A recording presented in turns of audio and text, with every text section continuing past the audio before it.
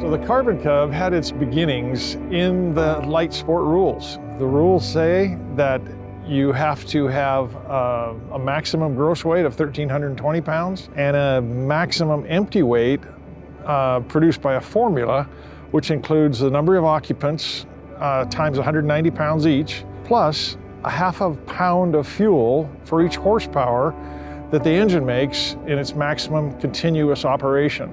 The objective was to fit the largest engine in to the aircraft that we were capable of doing. And at the time, we realized that we could build an 0320 based Lycoming style engine and not gain much weight. But we paid attention to every gram, everything we looked at. We said, how can we make this as light as possible? The media had everybody convinced that a light sport airplane was 100 horsepower. It was going to sell for less than $100,000, and it can only go 120 miles an hour. It's not what the rules say. The rules say you have to have a half a pound of fuel for each horsepower that's maximum continuous horsepower. So the question is, who decides what maximum continuous horsepower is? Who rates it? The manufacturer rates it. No one uses max continuous power for very long anyway. You'd use it to take off and to climb. Within 5 minutes, you're at about 7,500 feet with a Carbon Cub.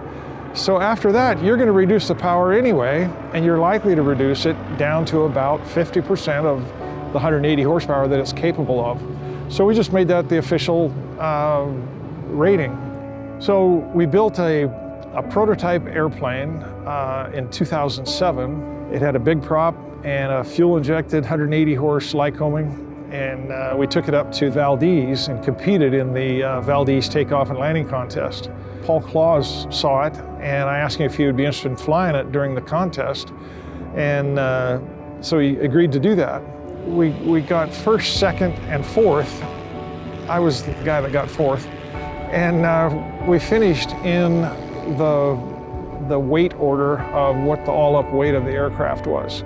But it was an airplane that really stood out as far as performance. And about a year later, we decided we'd go ahead and put it in production and just kind of test the waters. So the economy was really terrible by the spring of '09, and there were a lot of light sport aircraft manufacturers either shutting down or laying people off, or some of our vendors were going broke.